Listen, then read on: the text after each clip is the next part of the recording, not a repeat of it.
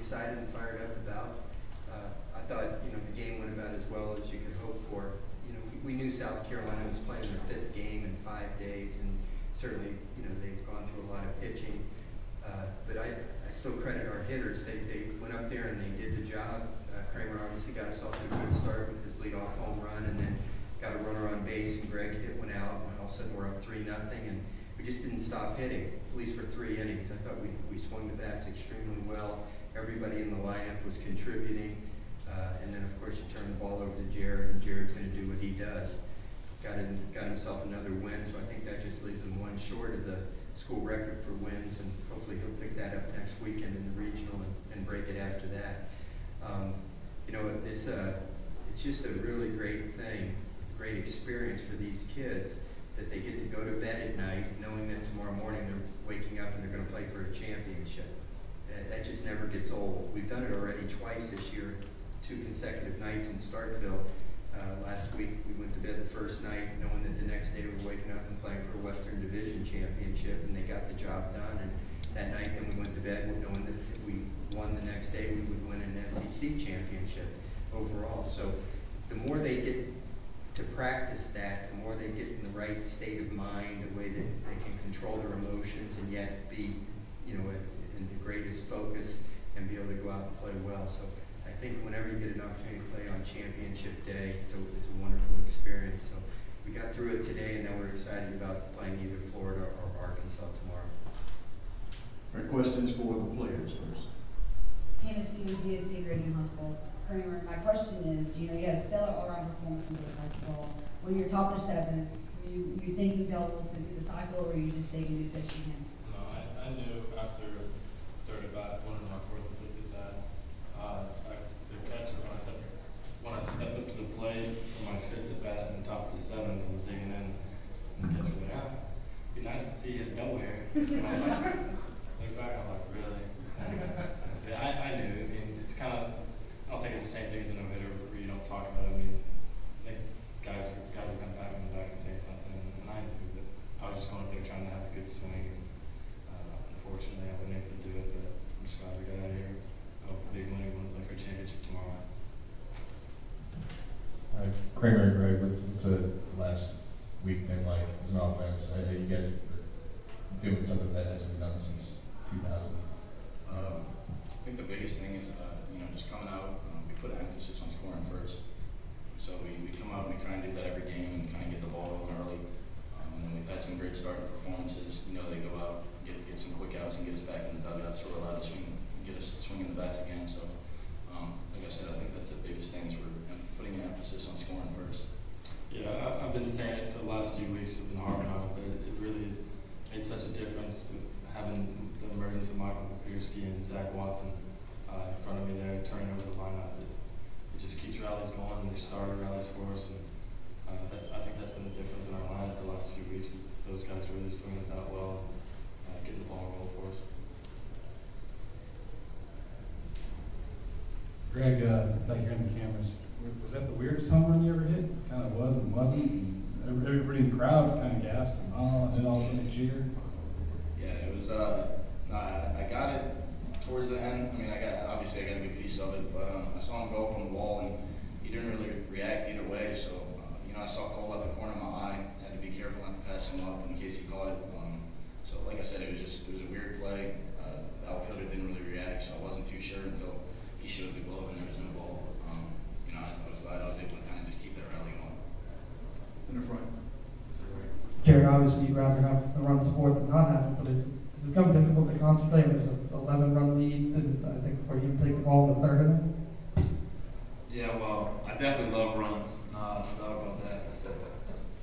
If they can score in under 10 minutes, that would be ideal. But no, the story today is the offense today. Those guys, they swung the bats. They've been doing it for the last week. It makes it a lot easier on us pitchers, knowing that they're scoring first. So before I even got the ball today, we had a lead. So my job was just put up as many zeros as possible, as quick as possible, and get those guys back at the plate. And unfortunately today, I was able to do that, and they didn't slow down at all. Rick, what do you think the key to your development over the course of the season has been to the point where you're hitting the ball obviously really well right now?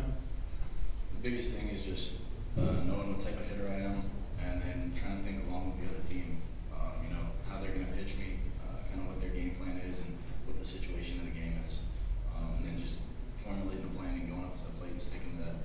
And that's been the biggest thing for me this year, is trying not to expand. You know, if they're going to pitch around me, let them pitch around me and take my walk. If they're going to come at me, you know, I can't miss my pitch. So, like I said, the biggest thing is getting a plan and sticking to it at the plate. Guys, this is the 5th straight game that you scored 10 or more runs. What do you think has been the cause of this power surge, and do you think your bats are coming to life at the right time? I hope so.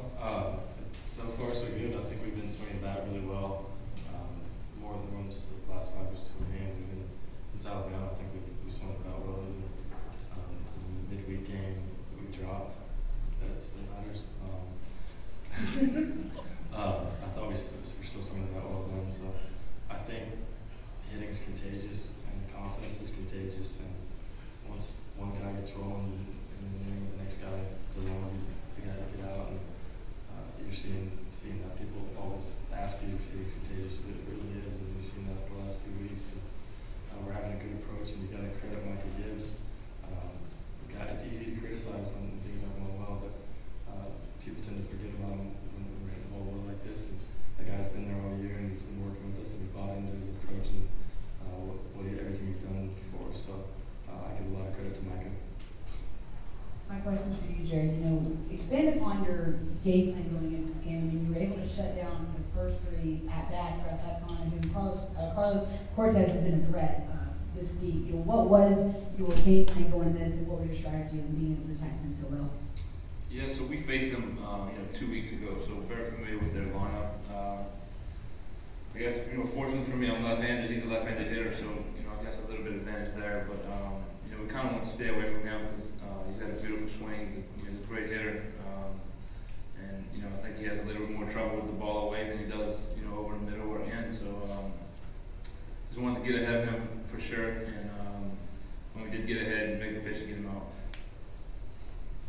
Kramer, going back to that Alabama series you mentioned, you gave us a pretty blunt critique of your own offensive game before there. What's kind of locked in for you since then? Yeah, I can't take credit for what we've done because of what I said. Those are just words. You have to go out there and do it. But what I said was how I felt, and it was the truth. I wasn't performing how I needed to, and it was rubbing off on the team. It was having an effect. And I think around that time, Jared had actually texted me and was giving me some words of encouragement. It was like, hey, when you're rolling, we're going to roll. I've never seen anything like it. But when you have teammates that have your back like that, it really motivates you. I haven't done anything mechanically different. I think just really been focused and doing everything I can to do my job to help this team win and be the best leader I can be. Kramer and Greg back here. Talking to the guys, they said it's been a real at-bat approach. You're not getting ahead of yourselves. But Coach had said something yesterday that was interesting, that kind of the history of this program does kind of trickle into your mind that this is the time. Is that something, are both of those things true, and may both of those things be why you're having so much success? Yeah, look at our staff. We have guys on the staff that played here, that had success here, won national championships, SEC championships. So when they tell us something, we take it to heart. That this is a program of excellence, and there's so much history. And so when you put on this jersey, you have a sense of pride, and you don't represent just yourself or just this team. You represent everybody who's come through this program, and we know that, we understand that. And so every time we step on the field with this jersey, we want to represent our university as best we can. Yeah, like Kramer said, we have those guys on the staff that played here before us and kind of paved the way. So, when they kind of tell us something, they've been through it, and we take their word for it, and we try and stay the course. So, having those 3 guys on the staff, former players of coach, and had done it all, we try and do our best to, live up to the path that they paved. And it seems like we get rolling every time, or every year around this time. So, I don't know. I think it's just the team gelling together and everybody feeling comfortable with each other in the lineup, getting in the right place. personal best, the career high of 10 wins in the season now today, and now you're one away from the Scott Schultz record. Just what are your thoughts at this point, if anything, about having maybe your best season as a senior and then getting close to a record? Obviously, it's hard to come by a career record in this program. Yeah, you know, I've kind of been getting that question a lot this year, and you know, kind of, you know, for me, it's just if I'm throwing well, and you know, I end up getting a W, that means the team's winning. So I'm just, you know, I'm trying to go out there and win as a team. And if I end up getting a W, then I get a W. If not, then you know, I didn't do my job. We'll get two more for the players. Kramer, Greg, tomorrow, you know, some Coach Shea laying a couple kind of studs in themselves, and you get a guy, a freshman like Walker. The mindset of the team from an offensive standpoint, if you put a freshman out there in a big championship game, do y'all take anything extra, or to just continue to do what you do? He's a stud too. He's a stud.